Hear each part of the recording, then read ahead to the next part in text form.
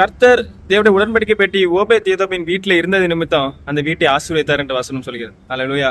So அந்த காலத்துல உடன்படிக்கை பெட்டி அப்படின்னு ஒன்று இருந்தது. அதுக்குள்ள மண்ணா வைக்கப்பட்ட பொற்பாத்திரமும் ஆரோனின் துணித்த கோலும் நியாயப்பிரமாண பலகைகளும் இருந்தது என்று பார்க்கிறோம்.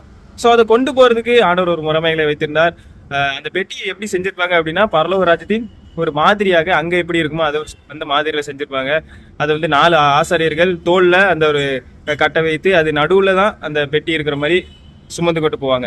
அல்லேலூயா. அதோட அர்த்தம் என்னன்னா, உங்க நடுவில் நான் வாசமான உலாவுகிறேன், என்னுடைய பிரசனம் இருக்கும் அப்படின்னு ஆண்டவர் சொல்லுவதுதான். அல்லேலூயா.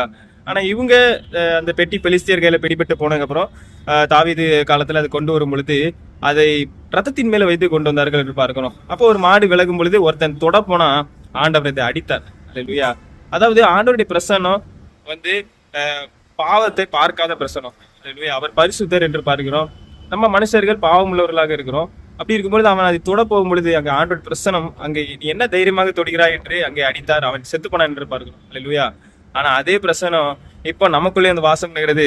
நாம் இயேசுவின் ரத்தத்தினாலே கழுவப்பட்டதுனால நமக்குள்ளே அவர் வாசம் பண்ணி உலாவுகிறார். அல்லேலூயா. நாம் நீதிமான்களானோம். அல்லேலூயா. இன்னைக்கு அந்த அவருடைய பிரசனம் நமக்கு தூரமாவே இல்லை. அல்லேலூயா. அன்னைக்கு கிட்ட போய் தொட போனா ஆண்டவர் அவனை அடித்தார், அவன் கொன்று போட்டார். அல்லேலூயா.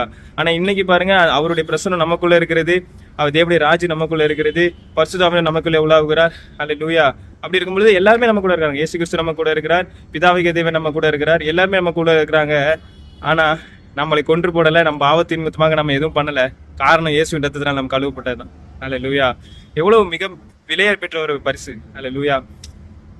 ஆதி ஆகமத்துல ஆதம் ஏவாள் நடுவில் ஆண்டவர் உலாவை பார்த்தார், அங்கே பாவம் செய்தார்கள், விட்டு விலகினார். அதுக்கப்புறம் பாருங்க, இயேசுவின் ரத்தத்தினால் கழுவப்பட்ட நம்மில் வந்து வாசம் பண்ணி உலாவுகிறார். அல்லேலூயா. இந்த உலகத்தில் இருக்கிற ஒவ்வொருத்தரும் இயேசுவின் ரத்தத்தினால் கழுவப்பட்டு ஒவ்வொருத்தருக்குள்ளேயும் வாசம் பண்ணி உலாவ ஆண்டவர் விரும்புகிறார். அல்லேலூயா. கர்த்தர் தாமே எங்களை ஆசீர்வதிப்பாராக.